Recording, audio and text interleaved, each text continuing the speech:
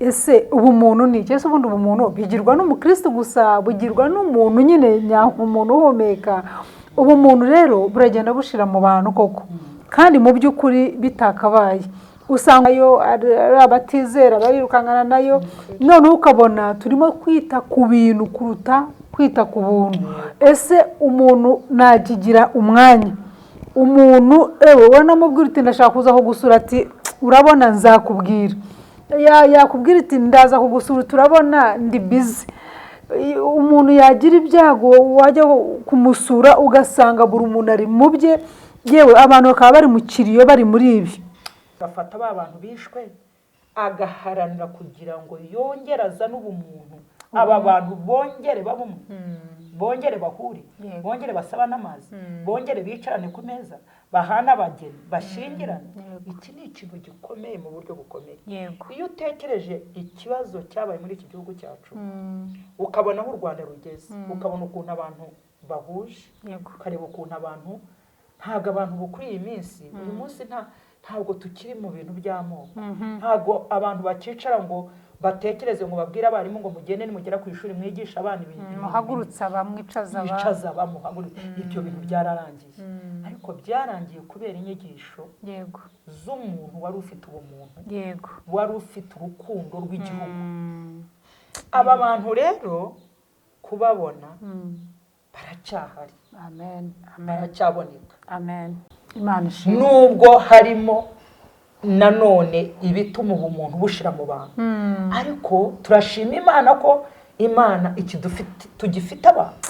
Hari ibyo mpamvu natangiye mvuga ngo aba bantu baracyahari. Imana ariyo yatumye babanziriza ngo nyize ubugingo bwanyu bw'abantu.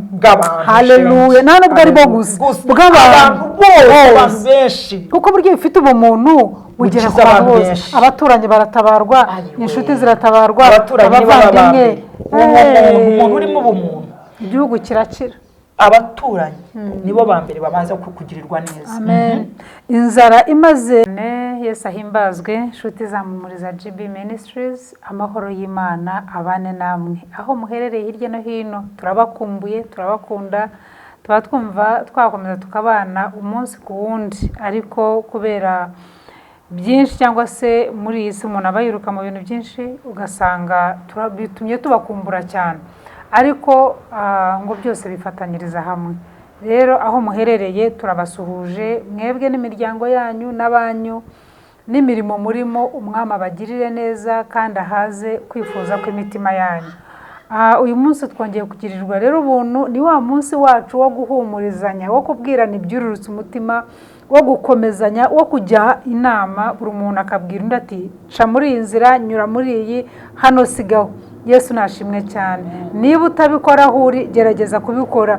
Burya nta muntu wigira, umuntu agirwa inama, umuntu arabwirwa, kandi niba kubwira wumve, numbwira numve. Agirwa inama ni ukuri ntacyo wageraho. Rero twumve kandi dushyire no mu bikorwa inama tuba twagiriwe. Rero uyu munsi turi kumwe n'inshuti yacu, umutumirwa wacu. Ndabizi ko mumukunda muri benshi. Hari akazina azwiho kitwa Nyakariro Fire. Ako kazina rero ka Nyakariro Fire nagira ngo mumukurikire mwumve koko aho kavuye ndetse n'impamvu akitwa. Rero reka nsenge kugira ngo noneho tumwakire, tuganire, twumve ihumure rituruka hagati muri twe. Data mwiza, tuguhaye icyubahiro, turagushimiye kuko wumva gusenga kwacu, turagushimiye kuko utuzi kuva mwami tutari twaba n'insoro mu nda za ba mama.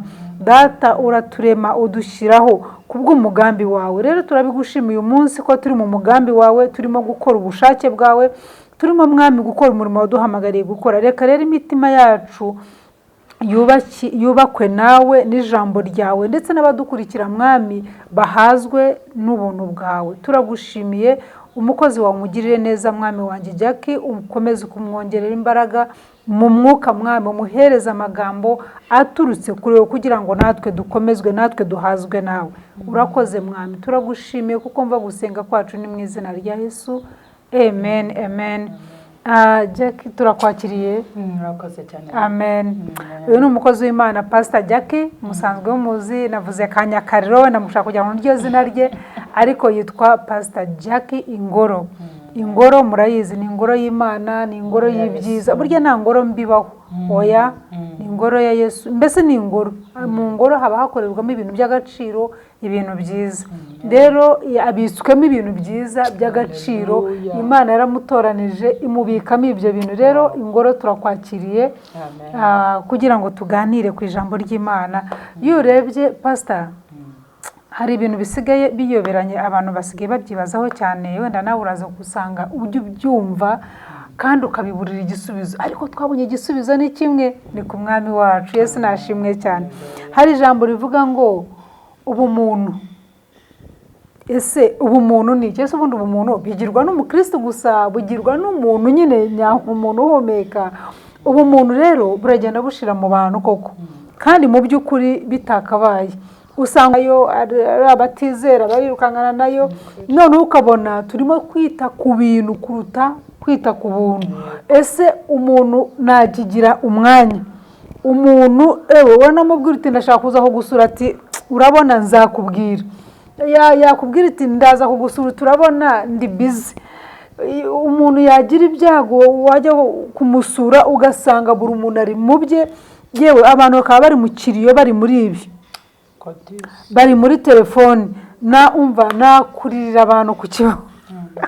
Hari umuntu twarimo tuvugana, hari ikiriyo twagiyemo, ubona abantu bose bumye, bose bisekera, ubona abantu bose bari kuri telefone, noneho ukibaza abantu baje gutanga ihumure cyangwa niko kanya babonye ko kwicara ku matelefone. Noneho ukuntu ugenda ubona ibintu bitandukanye bitera ubwoko batari ubu umuntu nibugenda bushira mu bantu, ko kera umuntu ajya agashyika ahantu hapfushije hakarangwa n'umubabaro, kwifatanya n'uwo muntu wabuze uwe. Ijambo ry'Imana rivuga rivuga ngo iki? Harya rivuga ngo tubabarane n'abababaye, twishimane n'abishimye. Haleluya. Icyo kintu rero pastor kiragenda kibura. Ese iyo urebye birimo biraterwa n'iki? None se ko cyane cyane no mu nzu y'Imana ndeba byagezemo, ese twakora iki kugira ngo none iki kintu twongere tukibyutse, abantu birinde kubura ubumuntu? N'umuvandimwe wawe ye aragira ibyago kumva nkaho ari ibintu byakure, cyangwa wumvise gusa byabaye kwa kundi twumva amateka, ariko ikintu cyitwa ubumuntu ni iki? Ese ubumuntu ni gute noneho twakwita kuri ba bandi bagize ibyago? Yesu aguha umugisha mushu. Imana iguha umugisha. Amen. Tureka ntanze nanjye nshima Imana. Amen.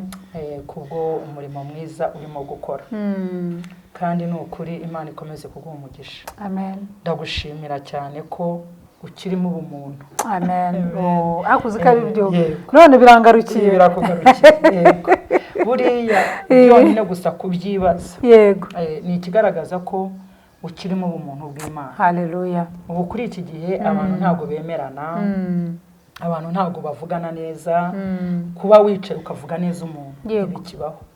Ariko iyo utekereje ku kintu cyiza nk'icyo, ugatekereza ndetse kuri njye, mu bantu bose uzi, inshuti zawe, ukavuga uti ariko Jackie rwose ndumva namuhamagara kugira ngo tuganire. Ibyo nabyo ndabigushimira. Uracyari mu buntu, uracyari mu muntu bw'Imana. Imana ishimwe cyane. Nk'uko bababwiye rero, nitwa Ingoro Jackie, ndi umukozi w'Imana, ndi umushumba, mfite itorero hariya hakurya ku musozi witwa Nyakariro.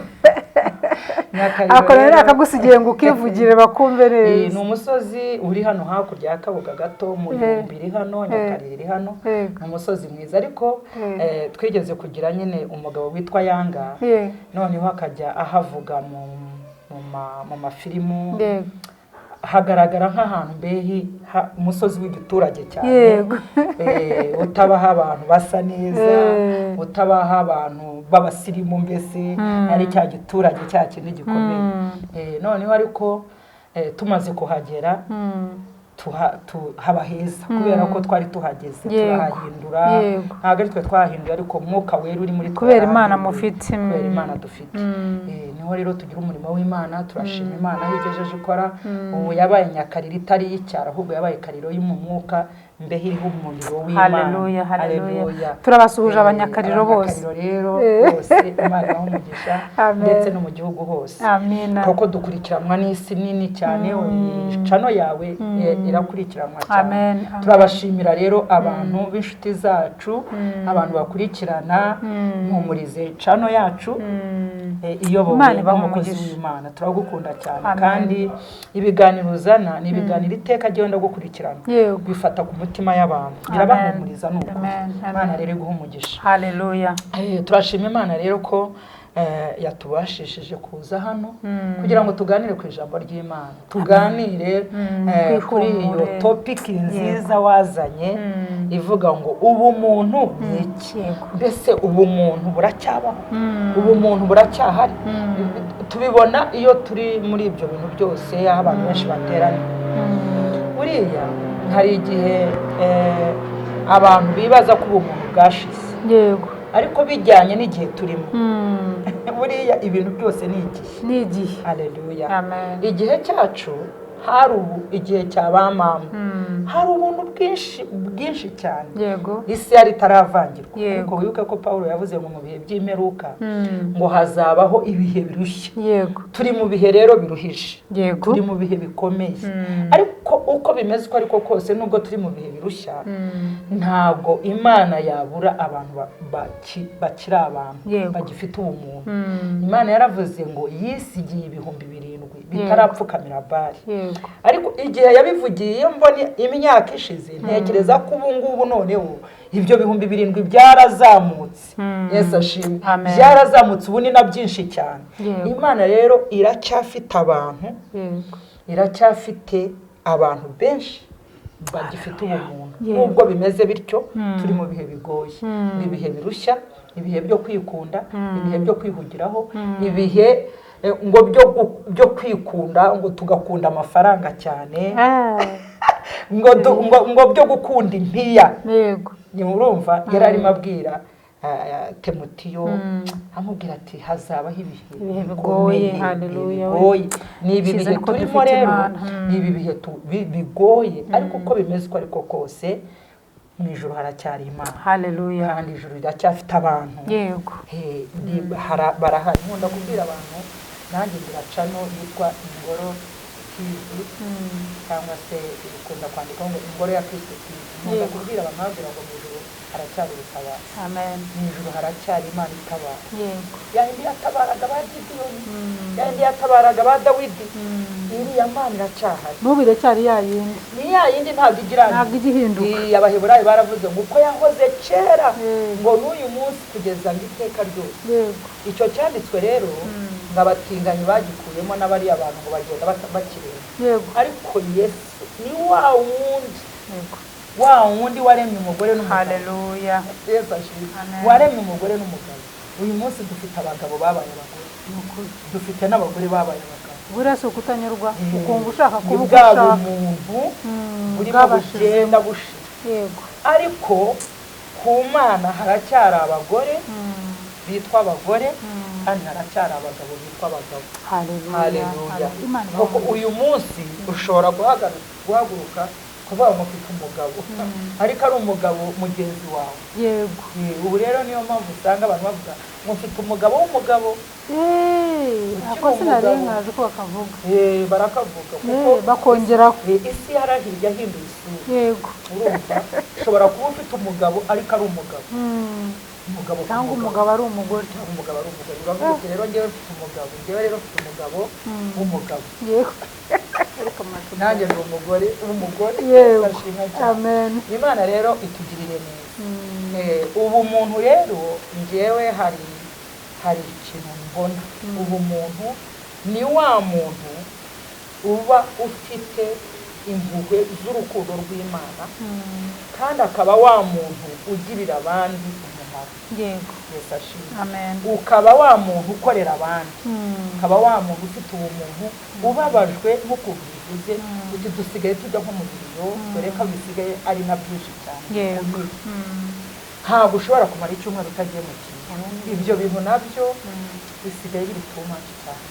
sinzi ikintu abantu b'Imana twakora ngo dufatanye nk'abantu bakiri mu bumuntu bw'Imana tugashobora gusenga tukigira Imana ikuna muri cumu urupfu rukagabanuka ntabwo rwashira kuko niho tugana buriya hari utuntu Imana yagiye yisigariza kugira ngo n'umuntu washizemo ubumuntu ajya ahagera ariko amenye ko Imana ihari. Haleluya. Ariko burasi ko waruvuze ngo Imana yuna muri cumu none wasanga wenda ahubwo Imana irimo gusarura abayo mu buryo bwihuse ko turi no mu bihe bya nyuma bikomeye ariko nanone hari n'igihe uba wumva wayitereta kuko igitereteka yego ukumva umuntu wihangane rwose gerageza abantu barapfa ari batoya cyane kandi ijambo ry'Imana iratubwira ngo imyaka y'umuntu Imana yashyize muri imyaka 70 abantu barapfa batarayinazeza benshi bapfa batarayinazeza Imana rero ihabwa icyubahiro. Ubu umuntu rero ni umuntu uba urimo wa mwuka w'Imana urugero navuga ngo originali se buriya byakumvika wa muntu ukiri mu mwuka w'Imana w'umwimerere ugifite imbabazi ugifite impuhwe ugishaka kugira ngo abe yakwitangira abandi. Dufite urugero muri Bibiliya ariko no mu isi hano dufite ingero wenda reka tubanze hano mu isi mbere yuko tujya mu isi y'umwuka cyangwa se abantu tubona muri Bibiliya. Icyo nashaka kuvuga nuko Bibiliya ivuga aba ibintu byarabaye.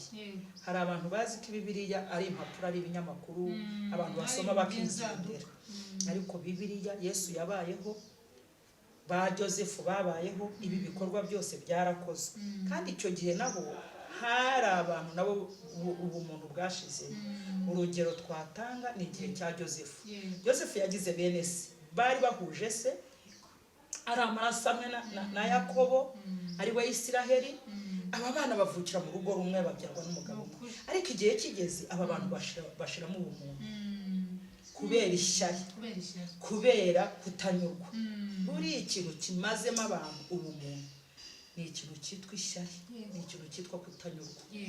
Urumva kutanyurwa ni ishyari bitumye abantu ubumuntu burangira. Joseph yari umwana ngo mutoya agira inzozi nziza kandi yumva kuzivuga biramuhishemo ngo arota inzozi ngo abona imiba ngo yabo yose 12 y'abana biwabo ngo ihagaze imbere ngo yose irubamo hasigara umwe urumva ngo ari uwe ugaragara. Yesu ashimwe cyane ngo ise biramutangaza n'ababye noneho ngo akakomeza arota ibintu Imana imubwira bamugirisha batangira kubona icyo Joseph azaba kandi ari we mwana muto aho kugira ngo bashimishe birabababaza. Bageze igihe aho bagenda bakamugambanira bamuta mu rwobo bagera aho bamuvanamo bagera aho bamugurisha. Umwana aragenda aratorongera viwabo bakuru bakabaye bamugirira neza bakabaye bamuha urugero bakabaye bamukunda nibo babikoze. Tubona muri Bibiliya y'usomye Itangiriro ibice nyirago 45 aho ku murongo waho wa 5 niho ubona izo nkuru. Ariko uyu mwana w'umuhungu ntabwo yigeze ashiramo ubumuntu uko yakubititse kuriya yababaye urugendo rutoroshye rw'imyaka umuntu atabara agera ku rwego rwo kujya muri gereza agera ku rwego rwo muka Potifari gushaka kumukoresha icyaha. Ikintu cyitwa ubumuntu Joseph arabugumana kugera ku rwego aho Imana yamuzamuye iramwibuka imukura muri gereza. Farawo arota inzozi ibintu biba bibi cyane Imana iramutabara umugabo aza gukomera. Ariko amaze gukomera aza Imana iza kumuzanira bene se abageze uruhande umugabo arabamenya ngo bo ntibamumenya batamumenye ariko we ntabwo yigeza abitura ibyo bamukoreye. Urumva ubumuntu urwo ni urugero rwiza cyane. Urumva ubumuntu umuntu rero ni umuntu uba uriho wa mwuka w'Imana akawugumamo akawukomeza agahura n'ibigeragezo agakunda ntibimuce intege abantu bakakwanga abo ukunze bakaguhinduka Yego. ariko ntubireke Yego. ugakomeza ubagirire neza Yego. bakakugirira nabi ariko ugakomeza wihangana. Yego. ni ukuvuga reka tuvuge nko kuri perezida wacu.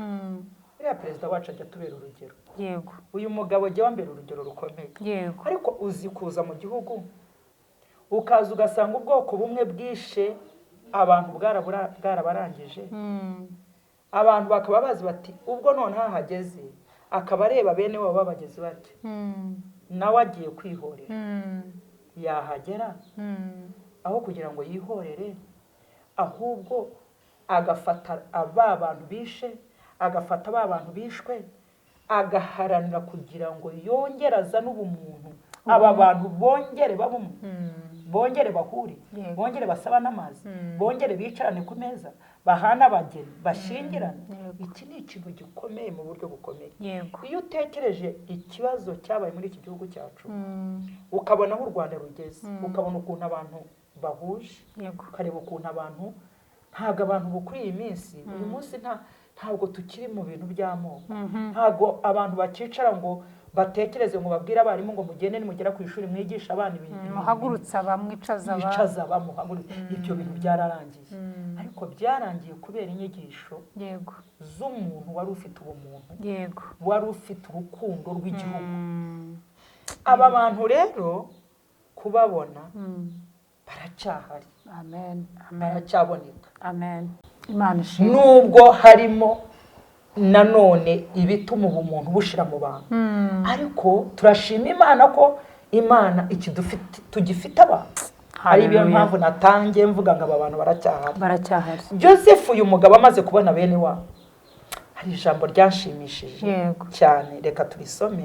ariko biratangaje pastor kuba umuntu yaraguhemukiye gutyo hanyuma ugatekereza kumugirira neza. ariko icyo tubonye nuko bishoboka. birashoboka cyane. buriya impamvu bidashoboka nuko tudafite ubumuntu. umuntu iyo adafite ubumuntu ntabwo yumva ko ibyiza bishoboka. ntabwo ubundi umwana w'umuntu kuremwa kwe yaremwe mu ishusho y'Imana. ariko Satani niwe watumye ibi bintu byose bishira mu bantu. umwanzi kandi uyu mwanzi n'uyu munsi aracyahari. uyu mwanzi n'uyu munsi aracyakora. uyu mwanzi n'uyu munsi aracyakuramo ubumuntu. mbehe ni ya myuka Yesu yatubwiye ngo mbahaye inzira ebyiri muhitemo. kandi buriya ikigusetsa n'inkotanyi buriya niko zibigenza. nibyo buriya nabo iyi leta yacu ya perezida wacu turangaje imbere nawe ajya abwira abantu ati inzira ni ebyiri, gukora ibibi bikakugaruka cyangwa gukora ibyiza nabyo bikakugirira neza. mu by'ukuri iyo urebye abantu kuri iyi si dukwiye guhitamo. ntabwo si ubundi guhitamo bitwaye iki? guhitamo neza bitwaye iki? kuki uhitamo nabi kandi ibyiza bihari? kugira ubumuntu byagutwara iki? ntacyo byagutwara. mu itangiriro 45 umurongo waho wa mbere kugeza ku wa 5. aha hantu niho hagaragaza uyu mugabo igikorwa yakoze kuri bene se bari baramugiriye nabi. bagaragaye ko nta bumuntu bagifite. ibi tubigereranya nka jenoside yakorewe abatutsi. buriya Yesu ajya tugaragarira mu buzima bwose tunyuramo kandi tunyuramo ariko akakomeza akora ibyiza.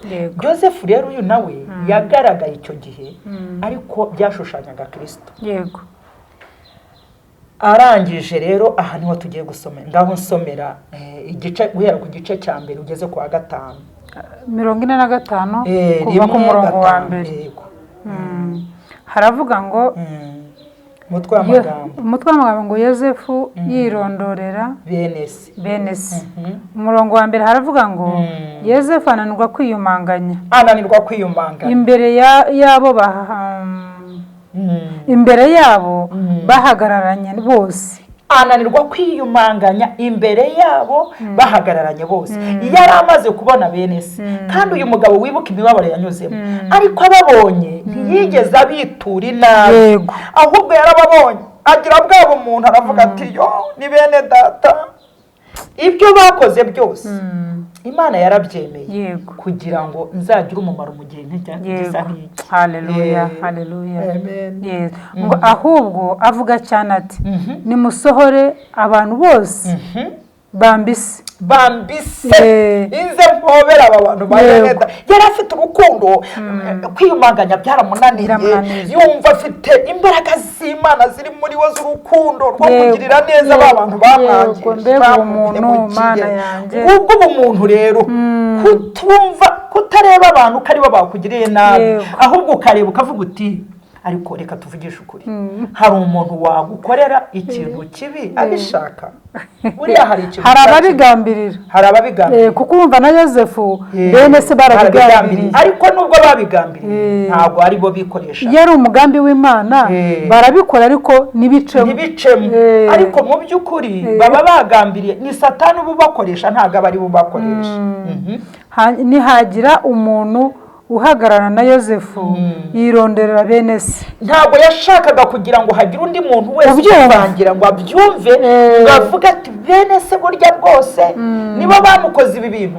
Yashakaga kubigira ibanga ngo bo bombi biyunge, avuga ati nimuhumure, abanza bahumurize. Yego, urumva yari yishimye abonye bene se, yari azi ko banapfuye, nta makuru yabo yari azi yuko azongera no kubabona, kuko cyane cyane banamugurishije ari n'umwana. Imana ihabwa icyubahiro. Nuko ku murongo wa 2 haravuga ngo atera hejuru ararira n'urukundo. Abanyegiputa barabyumva, abo mu nzu ya Farawo barabyumva. Yosefu abwira bene se ati ndi Yosefu. Haleluya. Ndi wa wundi mwajugunye, wa wundi mwashize mu rwobo mukamukuramo mukamugurisha abanyegiputa. Ni ngewe Yosefu, ndiwe, nimunyitegereze murebe sinapfuye. Ariko abivugana mu rukundo atabirataho. Yego. Arangira avuga ngo data aracyariho, kuko bari bagiye bonyine, yari yarashaje bagiye bonyine. Aravuga ati buse nakongera kubona bene wacu, kandi yari amaze gukomera. Ugibuka iyo wakomeye nawe Imana yakuzamuye, uba wifuza ko wagirira neza n'abantu bene so. Yosefu rero Imana yari imugaruriye umuryango we, ariko awubonye ntabwo yigeze ashaka kubagaragariza ikibi bamukoreye. Bene se bashaka icyo bamusubiza kirabura, kuko bahagaritswe imitima no kuba imbere ye. Yosefu abwira bene se ati ndabinginze nimunyegere.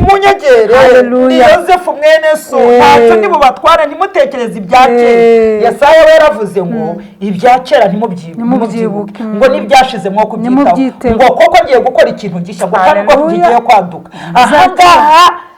Ahangaha cyari gisohoreye, iki cyanditswe cyari gisohoreye kuri Yosefu. Ibya kera ntiyashakaga ko aba bantu babyibuka, ariko bakubera ipfunwe y'ibyo bamukoreye bati aragiye kutwitura, umutima ujya mu mutwe, batangira kuvuga bati katubayeho, ubu turapfuye birarangiye.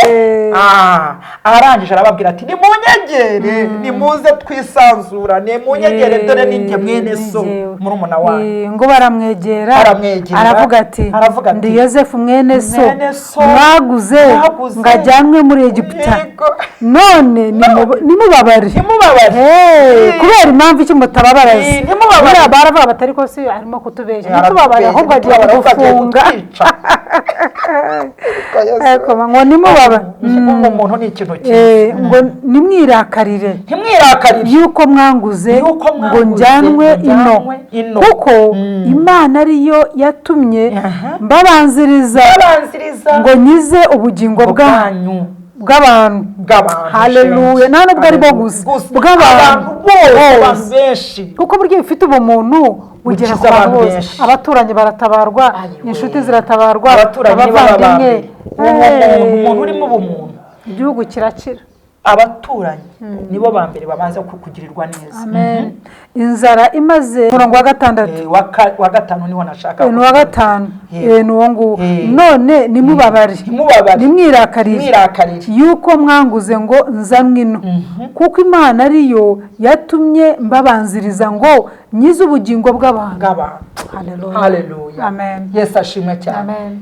Ndagushubije rero ngubwo rero ubumuntu Imana idutabare kugira ngo tugire ubumuntu ntabwo iyo umuntu afite ubumuntu ntabwo yitura inabi. Iyo umuntu afite ubumuntu arumva arabwirwa kumva akagirwa inama. Yosefu bari kumubwira bati ngwino sohoka umwami aragukira bati no umugore yaragiye kumfata ku ngufu none njye kubabwira ntabyo mbabwira nibashaka bapfe na bo babarika abantu bakibaza ko Imana yanjye yakabaye yavuga ati Imana yanjye bici ariko yaravuze Imana yanjye haleluya kuba umuntu ko hakira abantu muri Egiputa ko hakira abantu mwisi haracyara abantu bameze nka Joseph icyo gihe n'uyu munsi turabafite. Harimo dutanga urugero kuri perezida wacu.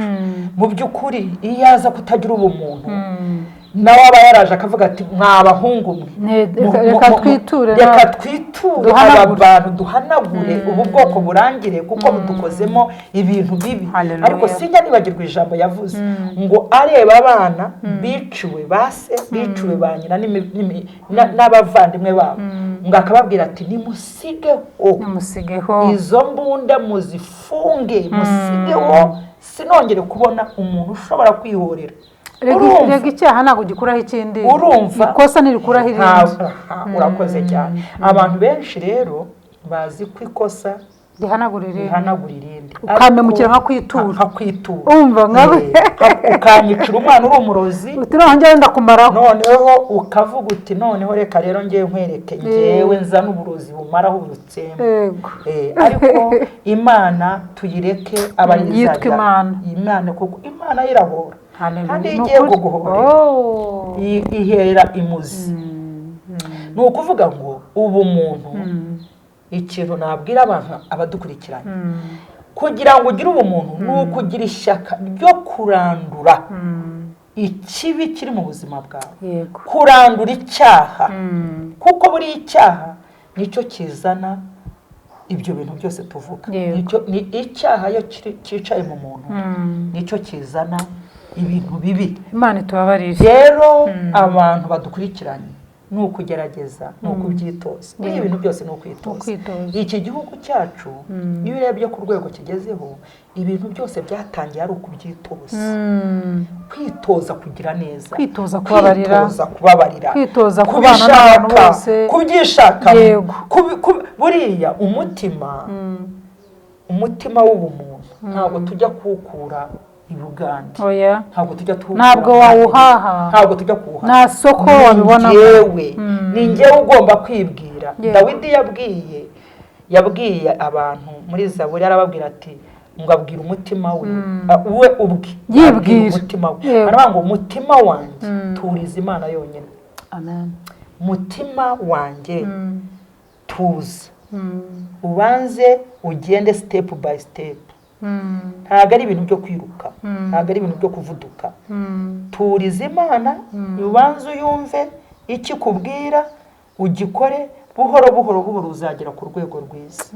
Uyu munsi rero wahoze uvuga uti ibintu by'ubumuntu no mu nzu y'Imana byashize. Niyo mpamvu usanga ku macanoze ya YouTube uyu munsi usanga abantu b'Imana nibo batongana, nibo barwana ku karubanda. Ugasanga ibintu by'ubumana nabyo babimazemo ubumuntu. Abantu benshi ntabwo bakijya mu nsengero. Abantu bafashe umwanzuro bakicara mu ngo.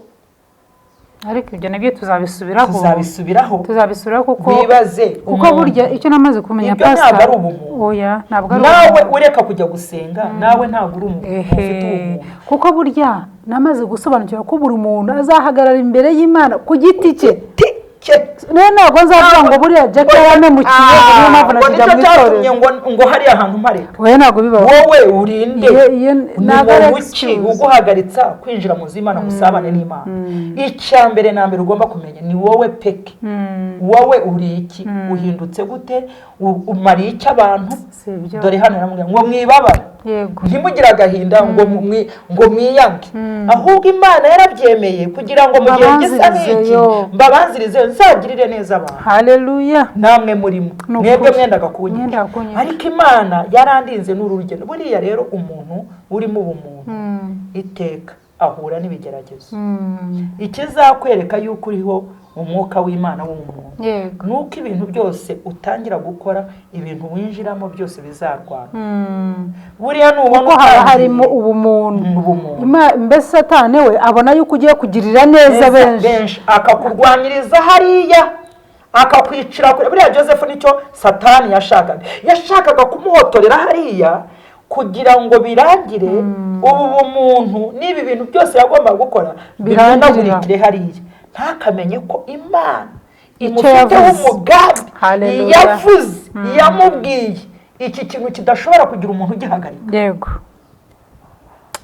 niyo mpamvu ujya mbwira abantu nkababwira ngo nukora ikintu ukabona utangiye gukora ikintu ukabona ntikirwanyijwe buri uzakihora ugire kure murebe icano yawe ubu itangira ryayo duhaye ubuhamya ngo tubwire uko byagenze kizashika mbibabwire kuko Imana rero komera shikama kuba ubona hari ibintu bihaguruka kukurwanya wowe wirekura kuko hari ikintu Imana ishaka kugera kugira ngo kizagere ku bantu benshi Joseph aravuga ngo mbabanzirize kugira ngo nkize ubugingo bw'abantu ntabwo ari ubugingo bwa bene se burya za nzozi Imana iduha ntabwo ari izacu ku giti cyacu ziba ari inzozi z'abantu benshi umunsi Imana igusanga ikakubwira ngo ndashaka ko uzavuga ubutumwa ugahumuriza abantu banjye kuko ijambo ry'Imana muri Yesaya yavuga 40 ngo nimuhumurize abantu banjye ngo mubabwire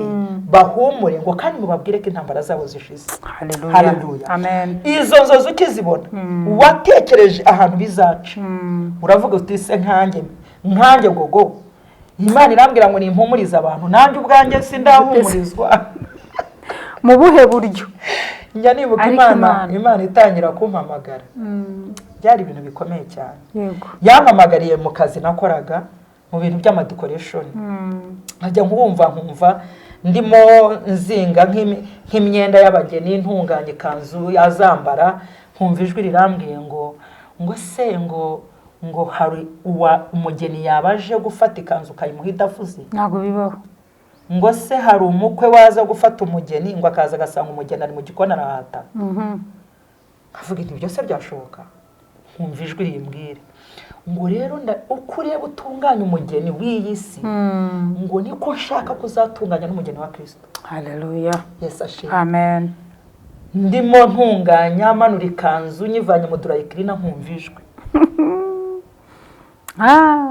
kamwira ati wari wajya kudekora ahantu ngo ugende ujyana amatente uhita utera ntubanza kujyayo kugira ngo urebe ko ubanze kuhangana bashyiraho itente ingana ebyiri mezi uko niko nshaka ko umugeni wa Kristo ategurwa ntabwo abantu baziterura ngo bagere mu ijuru barategurwa gutegurwa n'urugendo iyi si tuyirimo kugira ngo Imana idufashe kandi idufashe abantu benshi amen we wasobanukirwa ubu muntu rero ni ubu muntu ni umuntu uriho umwuka w'Imana kandi arwanwa ariko bwaba umuntu bw'Imana ntibumushiremo ahubwo haranira kuzageza abantu benshi ho ibyiza urakoze cyane baba ari abamuhemukiye baba ari abamugirira neza kuko ntabwo umuntu agira abanzi gusa agira n'abiza sibyo kuri Imana iradukunda Imana ihabwa icyo amen Yesu aguha umugisha cyane mushumba murakoze cyane turabashimiye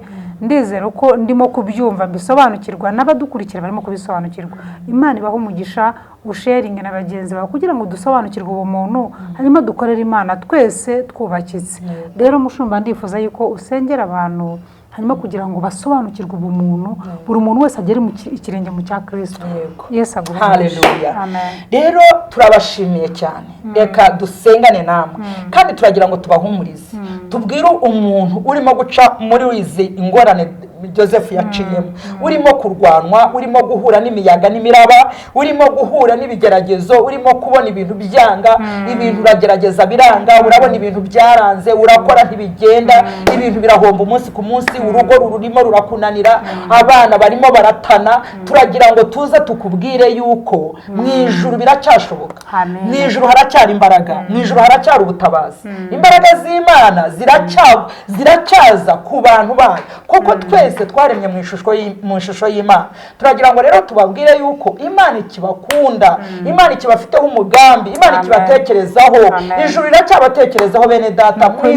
Umutima n'ibyo mucamo muhumure kandi muhumurizwe. Turagira ngo dusengane nawe. Data turagushimiye mu izina rya Yesu, tuguha icyubahiro nyakubahwa Imana, izina ryawe nirihabwa icyubahiro, izina ryawe niryubahwe Mwami. Reka ubu bumuntu wadushyizemo wa munsi urema umuntu ukamurema mu ishusho yawe Mwami, turagusaba kugira ngo wuzuze imbaraga kuri ubu bwoko bwawe. Aba bantu Mwami wanjye bagiye bashiramo ubumuntu, bongere bagarurirwemo ubumuntu, bongere bagaruke ku isoko imara inyota ni Kristo, isoko imara inyota ni ijambo ry'Imana, isoko imara inyota ni ukubaha Imana no kuyegera. Joseph arabwira abantu, arababwira ati nimunyegere, nimuze dusabane, ndacyari wa wundi. Ndagushimiye Kristo Yesu kukiri wa wundi. Reka wime ingoma muri aba bantu, reka wime ingoma Mwami wanjye, wime ingoma mu mitima yabo, wime ingoma mu byo bakora, wigaragaze Mwami mu gihugu cyacu, mu banyarwanda n'abanyarwandakazi n'abana bato, urubyiruko rurimo kwangirika Mwami, uzane ubagarure. Turabagaruzi neza wawe, wohereza ingabo nyinshi zibwiriza abantu ubutumwa bwiza, wohereza ingabo nyinshi zigarura abantu, zikiza abantu, winjira mu bitaro ukiza abarwayi, impfu zihagarike Mwami nyakubahwa Imana, ukiza abababaye, abarusha n'abaremerewe, bagusanga ubaruhure. Kristo Yesu, ihumure ryawe rigere kure Mwami Imana ikomeye, iri humure rigera mu bitaro, iri humure rigere mu nzu z'imbohe, iri humure rigere mu bababaye bose mu gihugu hose ndetse no ku isi hose. Aba bose barushe baremerewe baruhuke kandi bamererwe neza. Turagushimiye Mwuka Wera, gukunda kandi turabizi ko nawe udukunda Kristo Yesu. Turakwishimiye kubw'iki kiganiro Mwami, abazacyumva bose bazagira ihumure. Turagushimiye mu izina rya Kristo Yesu. Amen, amen, amen. Shalom, shalom.